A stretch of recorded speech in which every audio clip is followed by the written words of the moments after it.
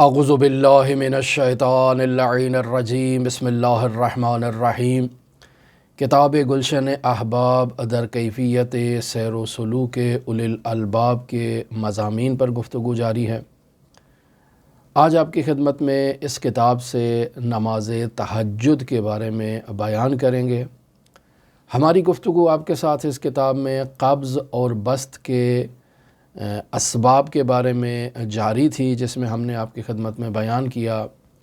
کہ انسان کی زندگی میں کچھ عوامل بندش ایجاد کرتے ہیں اور کچھ عوامل ایسے ہیں جو انسان کی زندگی میں وسعت ایجاد کرتے ہیں۔ یہ اسباب بندش اور اسباب وسعت انسان کے لیے اختیاری بھی ہیں اور غیر اختیاری بھی ہیں۔ اسباب اختیاری کو ہم نہایت ہی تفصیل کے ساتھ بیان کرائے اور اسباب غیر اختیاری میں بطور خلاصہ ایک جملہ بیان کیا تھا کہ بس اوقات انسان کسی ایسے مقام پر، کسی ایسے ماحول میں واقع ہوتا ہے جہاں پہلے معصیت ہو چکی ہے، جہاں پہلے گناہ ہو چکا ہے، اور اس گناہ کے نتیجے میں انسان کے لیے بندش ایجاد ہوتی ہے۔ لہٰذا انسان اپنی زندگی میں جھانک کر دیکھتا ہے، اسے اسباب بندش دکھائی نہیں دیتے، تو اب یہ بندش در واقع اس مکان سے متعلق ہے، اس مکان کے لوازمات سے متعلق ہے، لہٰذا انسان کو اس مکان کو ترک کر دینا چاہیے۔ جیسے بیان ہوا کہ مفسر قرآن درس پڑھانے کے لیے گئے، پوچھا یہاں اس کمرے میں کیا ہوا؟ کہا غیبت ہوئی تھی۔ کہا پھر یہ کمرہ درس پڑھنے کے قابل نہیں ہے، چلیں کسی اور جگہ پر جا کر درس پڑھتے ہیں۔ کیوں؟ چونکہ اب وہ مکان آلودہ ہو چکا ہے۔ انسان کا نفس جو معراج کرنا چاہتا ہے، جو بلندیاں اختیار کرنا چاہتا ہے، جو ملکوت کی طرف جانا چاہتا ہے، وہ مکان انسان کے اس ملکوتی سفر کی، معراج کی راہ میں رکاوٹ ایجاد کرے گا۔ اور اسی طرح سے بعض امکنہ ایسے ہیں کہ جہاں انسان جب جاتا ہے تو وہاں انسان کے لیے بسط کی کیفیت ایجاد ہوتی ہے، فرح و سرور کی کیفیت ایجاد ہوتی ہے، وجد کی کیفیت ایجاد ہوتی ہے۔ انسان کے ملکوتی سفر کو معراج عطا کرنے میں وہ مکان بہت ہی مفید، ممد اور معاون حیثیت کا حامل ہوتا ہے، جن میں مشاہد مشرفہ ہیں، مقدس مقامات ہیں، عتبات عالیات ہیں، مساجد ہیں جہاں اللہ کے مقرب بندوں نے آ کر نمازیں ادا کی ہوں، جیسے مسجد کوفہ ہے، جیسے مسجد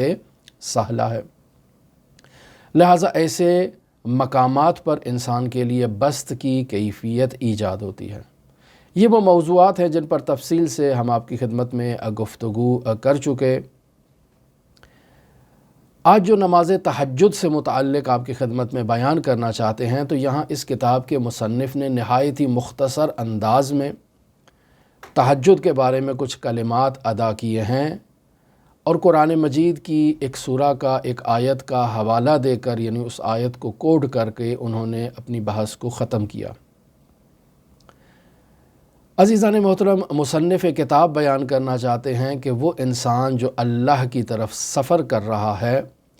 اس کے لیے تہجد کے وقت بیدار ہونا خود موضوعیت رکھتا ہے۔ آدھی رات کے بعد اس کو بیدار ہونا چاہیے، اور بیدار ہونے کے بعد خود صلاۃ اللیل خود یہ بھی موضوعیت رکھتی ہے۔ یعنی ان دو کاموں کا ہونا نہایت ضروری ہے۔ بس اوقات انسان سے کہا جاتا ہے کہ اگر وہ نماز نہیں پڑھ سکتا تو خود بیدار ہونا یہ موضوعیت رکھتا ہے، اہمیت رکھتا ہے۔ انسان بیدار تو ہو، نماز نہیں پڑھ سکتا، کوئی مسئلہ نہیں ہے، انسان قبلہ رخ ہو کر بیٹھ جائے۔ انسان اس ٹائم جو سانس لے رہا ہے تو ملکوتی اوقات میں یہ سانس بھی انسان کے ملکوتی سفر کی راہ میں معاون ہے، ممد ہے، مددگار ہے۔ اور اگر انسان ان لمحات میں اللہ کا ذکر کرتا ہے، ان ملکوتی لمحات میں انسان اللہ کی بارگاہ میں سجدہ ریز ہوتا ہے، نماز ادا کرتا ہے، تو یہ اس انسان کے ملکوتی سفر کے لیے نہایت ہی مفید ہیں۔ لہٰذا ہم دیکھتے ہیں اولیاء الہی، ان کی زندگی میں تہجد گزاری بہت اہمیت کی حامل رہی ہے، اور وہ خود نافلہ لیل کو، تہجد کے وقت بیدار ہونے کو، نماز پڑھنے کو بہت اہمیت دیتے رہے ہیں اپنی عملی زندگی میں، اور جب اپنے شاگردوں کے سامنے جاتے ہیں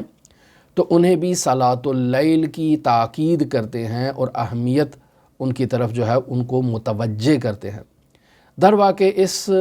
اولیاء الہی کی سیرت میں، زندگی میں، اس عملی سیرت کی بنیادی وجہ اس صلاۃ اللیل کے فوائد ہیں، ثمرات ہیں جو انسان کی طرف متوجہ ہوتے ہیں۔ ہم بیان کر چکے پہلے آپ کی خدمت میں مرحوم سید علی آغا قاضی طباطبائی، مفسر عظیم الشان قرآن علامہ سید محمد حسین طباطبائی رحمۃ اللہ علیہ سے نجف اشرف میں جب وہ تشریف لے گئے تو کہتے ہیں بیٹا اگر تمہیں دنیا چاہیے تو صلاۃ اللیل تہجد گزاری کرو، نماز شب پڑھو، اگر تم آخرت چاہتے ہو تو بھی صلاۃ اللیل کرو اور تہجد گزاری کرو اور نماز تہجد پڑھو۔ کیوں ایسا تھا؟ چونکہ مرحوم علی قاضی کی زندگی میں اور ان کی تعلیمات میں یہ نقطہ موجود ہے کہ جو تہجد کے لیے بیدار نہیں ہوتا اور اسے اپنے بیدار ہونے کی کوئی امید بھی نہیں ہے، یعنی تہجد کے وقت وہ اٹھتا نہیں ہے، تو ایسا انسان اگر کہتا ہے کہ میں اللہ کی طرف سفر کر رہا ہوں تو اس کا یہ سفر معتبر نہیں ہے، اس کا کوئی اعتبار نہیں ہے، اس کے پاس کچھ بھی نہیں ہے۔ یعنی آپ اگر معاشرے میں ایسے افراد کو جو پیر ہیں، جو شخصیات ہیں، جو مذہبی شخصیات ہیں، مذہبی اسکالر ہیں، افراد ہیں، اگر ان کی زندگی کی طرف مشاہدہ کریں اور آپ کو صلاۃ اللیل دکھائی نہ دے، نماز تہجد دکھائی نہ دے، تو جو کچھ بھی آپ ان کی زندگی میں مشاہدہ کر رہے ہیں وہ ڈھونگ کے سوا کچھ نہیں ہے، اس میں کوئی حقیقت نہیں ہے۔ لہٰذا یہ نہیں کہا جا سکتا کہ اسے اللہ سے محبت نہیں ہے، نہیں، یہ محبت رکھتا ہے اللہ سے۔ یہ نہیں کہا جا سکتا کہ اسے اللہ سے الفت اور لگاؤ نہیں ہے، نہیں، محبت ہے، لیکن چونکہ صلاۃ اللیل اس کی زندگی میں نہیں ہے تو یہ اپنی منزلگاہ تک ہرگز نہیں پہنچ سکتا، اللہ تبارک و تعالیٰ تک نہیں پہنچ سکتا۔ اس کا ہرگز یہ مطلب نہیں کہ وہ شخص جو صلاۃ اللیل کو نہیں پڑھ رہا وہ کوئی اچھا آدمی نہیں ہے، یا اچھے نفس کا مالک نہیں ہے، یا محبت نہیں رکھتا ہے، نہیں، وہ اچھا آدمی بھی ہے، اچھے نفس کا مالک بھی ہو سکتا ہے، اللہ سے محبت بھی رکھ سکتا ہے، یہ سب اپنی اپنی جگہ پر مطلوب ہیں، لیکن یہ شخص خداوند متعال کی لقا کے اور رتبے پر فائز نہیں ہوگا۔ لہٰذا صلاۃ اللیل نہایت ہی ضروری ہے عرفانیات میں۔ یہ جو علماء اور جو اولیاء الہی کا ذکر کیا، در واقع اولیاء الہی ہمیں حضرات اہل بیت علیہم الصلاۃ والسلام اور شریعت مقدسہ مطہرہ اسلامیہ تک پہنچانے کا ایک ذریعہ ہے۔ یہ وہ ہستیاں ہیں کہ جنہوں نے دین کو سمجھا ہے، دین کی تعلیمات کو اخذ کیا ہے، کتابیں پڑھی ہیں، اپنے بزرگان اور اپنے اسلاف سے درس لیا ہے اور آگے ہمیں منتقل کیا ہے۔ پس در واقع یہ ایک وسیلہ ہیں، یہ ایک ذریعہ ہیں، وگرنہ یہ صلاۃ اللیل قرآن و اطرت کی تعلیمات ہے، ثقلین کی تعلیمات ہے۔ انی تارک فیکم الثقلین کتاب اللہ و اطرتی اہل بیتی، دو گراں بہا چیزیں جو رسول خدا صلی اللہ علیہ وآلہ وسلم بطور میراث ہمارے لیے چھوڑ گئے، ان میں ایک اللہ کی کتاب ہے اور ایک اہل بیت ہے۔ اللہ کی کتاب میں اگر رجوع کیا جائے تو صلاۃ اللیل کے لیے بہت سی آیات موجود ہیں، اور اگر اہل بیت کی تعلیمات کی طرف رجوع کیا جائے تب بھی صلاۃ اللیل سے متعلق بہت سی روایات موجود ہیں۔ بہتر تو یہ تھا کہ اگر مصنف نے صلاۃ اللیل کا یہاں ذکر کیا ہے تو مصنف ان تمام روایات کو، تمام آیات کو ایک خاص اسلوب میں، ایک خاص انداز میں انہیں بیان کرتے، موضوع بندی کے ساتھ بیان کرتے تو بہت اچھا تھا، لیکن مصنف نے یہ کام نہیں کیا۔ مصنف نے جو آیت یہاں بیان کی ہے وہ بھی صلاۃ اللیل سے اس کا ڈائریکٹ رابطہ نہیں ہے، بلکہ یہ آیت ذکر کی ہے جہاں رسول خدا صلی اللہ علیہ وآلہ وسلم کو ارشاد ہو رہا ہے، قل، اے میرے حبیب اس امت سے کہہ دیجئے، انما انا بشر مثلکم، اے انسانوں، اے امت محمد میں رسول خدا کے معتقد اصحاب، مؤمن افراد، آپ کی خدمت میں اللہ کا پیغام پہنچا ہے۔ قل، کہہ دیجئے کہ انما انا بشر مثلکم، کہ میں آپ ہی کی طرح انسان ہوں۔ وہ افراد کہ جو ظاہر بین ہیں، جو صرف ظاہر کو دیکھتے ہیں، یہ آیت ان کے لیے ظاہری پہلو رکھتی ہے۔ ظاہر بین جسمانی طور پر رسول خدا صلی اللہ علیہ وآلہ وسلم کو مشاہدہ کر رہے ہیں، جو انہی کی طرح دنیا کے مادی وسائل کو استعمال کر رہے ہیں، یمشی فی الاسواق، بازاروں میں گھوم رہے ہیں، کھانا کھا رہے ہیں، پی رہے ہیں، سو رہے ہیں، جاگ رہے ہیں، اٹھ رہے ہیں، بیٹھ رہے ہیں، شادی کر رہے ہیں، صاحب اولاد ہو رہے ہیں، ہم سے گفتگو کر رہے ہیں۔ یہ سارے کام جو ہم اپنی زندگی میں انجام دیتے ہیں، وہ رسول خدا صلی اللہ علیہ وآلہ وسلم کے اس ظاہری بعد کو جب مشاہدہ کرتے ہیں تو رسول خدا کے بارے میں کہتے ہیں کہ یہ ہم جیسا ہے، ان میں اور ہم میں کوئی فرق نہیں ہے، یہ بھی بشر ہے، ہم بھی بشر ہیں، یہ بھی انسان عادی اور معمولی ہے، ہم بھی انسان عادی اور معمولی ہیں، ہم میں اور رسول خدا صلی اللہ علیہ وآلہ وسلم میں رتی برابر بھی کوئی فرق موجود نہیں ہے۔ یہ ظاہر بین افراد کی سوچ ہے۔ لہٰذا وہ آیت کے پہلے حصے کو جب مشاہدہ کرتے ہیں کہ رسول خدا کو اللہ نے کہا، قل اے حبیب کہہ دیجئے، انما انا بشر مثلکم، کہ میں آپ ہی کی طرح کا ایک انسان ہوں، تو یہ ظاہر ہے ظاہر بین افراد اسی پر اکتفا کرتے ہیں، آگے نہیں جاتے، جبکہ آگے آیت میں بیان ہو رہا ہے یوحا الیہ، مگر یہ کہ مجھ پر وحی نازل ہوتی ہے،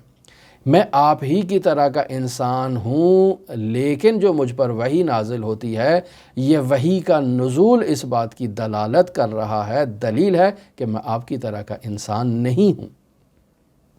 یعنی یوحا الیہ، یعنی جس وجود پر وحی نازل ہو رہی ہے محمد مصطفیٰ کے، وہ آپ کے وجود کی طرح کا وجود نہیں ہے، وہ وجود وجود ملکوتی ہے، وہ وجود معنوی ہے، وہ قلب مصطفیٰ جو وحی کو درک کر رہا ہے، وہ ملکوتی قلب ہے، وہ آپ کے میلے کچیلے دلوں کی طرح کا آپ کا دل نہیں ہے۔ لہٰذا وہ افراد کے جو اس آیت میں یوحا الیہ پر توجہ نہیں کرتے، وہ رسول خدا کے بارے میں وہی ظاہر بینی کو مد نظر رکھتے ہوئے یہ نظریہ قائم کر بیٹھتے ہیں کہ رسول خدا ہم ہی کی طرح ایک معمولی سا انسان ہے۔ پھر اس آیت میں آگے بیان کیا جا رہا ہے کہ انما الہکم الہ واحد، کہ تمہارا معبود جو ہے وہ بس ایک ہی معبود ہے، اس کے علاوہ اور کوئی معبود نہیں ہے۔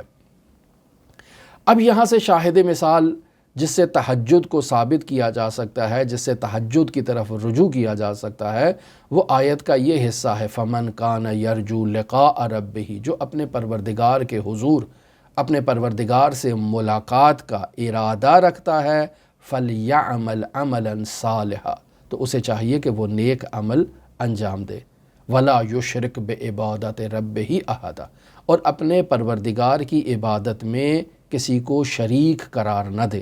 پس معلوم ہوا کہ اللہ سے ملاقات کرنے کے لیے عمل صالح کی ضرورت ہے، اور عمل صالح کا مصداق آدھی رات کے وقت بیدار ہونا ہے، اللہ سے ہم کلام ہونا ہے، اللہ کی بارگاہ میں سجدہ ریز ہونا ہے، اور صلاۃ اللیل کی صورت میں اللہ کی عبادت کرنا ہے۔ پس اس آیت سے اس کتاب کے مصنف در واقع یہ نتیجہ لے رہے ہیں کہ شب بیداری کرنا، تہجد کے وقت بیدار ہونا، عبادت کرنا، یہ چونکہ عمل صالح کا مصداق ہے، تو تہجد کے وقت عادت خود کو ڈالنا کہ انسان بیدار ہو کر اللہ کا ذکر کرے تو عمل صالح کا مصداق ہو، تب جا کر وہ اللہ کی ملاقات کے فیض سے فیض یاب ہو سکتا ہے۔ اور برعکس اگر کوئی تہجد کے وقت اس عمل صالح کے لیے بیدار نہیں ہوتا ہے تو وہ اس پھل کو جو ہے وہ نہیں چکھ سکتا، وہ اللہ سے ملاقات کے فیض سے ہمیشہ ہمیشہ محروم رہے گا۔ جبکہ آپ قرآن مجید میں دیکھیں تو نماز تہجد سے متعلق بے شمار آیات موجود ہیں جنہیں یہاں مصنف نے ذکر نہیں کیا، اور صرف اسی آیت پر اکتفا کرتے ہوئے بحث کو ختم کیا ہے۔ اب تہجد کے وقت بیدار ہونے کے لیے کیا کیا جائے، تو مصنف محترم آخر میں جو آخری پیراگراف ہے چند نکات کو بیان کر رہے ہیں جو تہجد کے وقت بیدار ہونے کے لیے مفید ہیں۔ یعنی میں چاہتا ہوں تہجد گزاری کروں، بار بار اپنی زندگی میں کوشش کرتا ہوں، لیکن تہجد کے وقت بیدار نہیں ہو پاتا، تو مجھے کیا کرنا چاہیے؟ مصنف فرما رہے ہیں کہ انسان کو شدت کے ساتھ مراقبہ کرنا چاہیے، اپنی زندگی میں خیال رکھنا چاہیے۔ اگر انسان کی زندگی میں گناہ موجود ہیں تو یہ گناہ رکاوٹ ایجاد کرتے ہیں کہ اللہ کی بارگاہ میں انسان صلاۃ اللیل کے لیے پیش نہ ہو سکے۔ لہٰذا خود کا مراقبہ کرنا یہ بنیادی اہم عامل ہے انسان کی تہجد گزاری کے لیے، صلاۃ اللیل کے لیے۔ پھر انسان اہل دنیا سے مصاحبت نہ کرے، دوستی نہ رکھے، میل جول نہ رکھے۔ انسان کا صلاۃ اللیل سے محروم ہونے کا ایک نہایت ہی اہم سبب ابنائے دنیا کے ساتھ دوستی رکھنا ہے، ان کے ساتھ حشر نشر کرنا ہے، اٹھنا بیٹھنا ہے، خوش گپیاں کرنا ہے، میل جول رکھنا ہے۔ یہ ملاقات، یہ دوستیاں انسان کے وجود پر گہرا اثر چھوڑتی ہیں اور انسان صلاۃ اللیل سے محروم ہو جاتا ہے۔ پھر انسان دن کے وقت اپنی تمام تر توجہ کا مرکز خداوند متعال کو قرار دے۔ تمام دن انسان کے اعمال، انسان کی سوچ، انسان کی گفتار، انسان کی رفتار کا محور خداوند متعال ہونا چاہیے۔ اور اگر انسان خداوند متعال کو اپنا محور قرار نہیں دے گا تو انسان صلاۃ اللیل سے محروم ہو جائے گا۔ اور رات کو جب انسان اپنے بستر پر آرام کرنے کے لیے جاتا ہے، سونا چاہتا ہے، تب بھی اس انسان کی توجہ کا محور خداوند متعال ہونا چاہیے۔ اگر انسان سوتے وقت غفلت کرے گا، خود کو خداوند متعال کے سپرد نہیں کرے گا، انسان نماز تہجد سے محروم ہوگا۔ پھر انسان زندگی کے تمام مراحل میں اللہ کی اطاعت کرے تو یہ نماز تہجد اور صلاۃ اللیل کا فیض پا سکتا ہے۔ اور اگر اللہ کی اطاعت اس کے جو ہے وہ گفتار و رفتار و کردار و اشاروں میں موجود نہیں ہے تو یہ اس کے صلاۃ اللیل سے محروم ہونے کی ایک دلیل ہے۔ پھر انسان کے ظاہر کو اور انسان کے باطن کو ایک ہونا چاہیے۔ انسان اپنے ظاہر اور باطن کی حفاظت کرے، اس موضوع پر ہم پہلے تفصیل سے گفتگو کر چکے ہیں۔ اگر یہ اسباب انسان کی زندگی میں ہیں تو اسے تہجد کی سعادت نصیب ہوگی، اور اگر یہ اسباب انسان کی زندگی میں موجود نہیں ہیں تو اسے تہجد کی سعادت نصیب نہیں ہوگی۔ اب وہ انسان جسے تہجد کی سعادت نصیب نہیں ہوئی، وہ کیا کرے؟ وہ دن کے وقت تہجد کی قضا کرے۔ نماز تہجد کی قضا کرنا یہ مستحبات میں نہایت تاکید شدہ مستحب عمل ہے کہ انسان اس تہجد کی قضا کرے۔ انسان اگر اس صلاۃ اللیل کی قضا کرے گا تو آہستہ آہستہ اس میں یہ جذبہ ایجاد ہوگا کہ وہ صلاۃ اللیل کی طرف اور اس کی اہمیت کی طرف متوجہ ہو، رات کے وقت بیدار ہو، اللہ کا ذکر کرے، اللہ سے مناجات کرے، اللہ سے ہم کلام کرے۔ اللہ کی بارگاہ میں دعا گو ہیں کہ خداوند متعال ہمیں یہ سعادت بخشے، یہ توفیق عطا فرمائے کہ ہم بھی اس مقام عبودیت کے مرتبے پر فائز ہوں،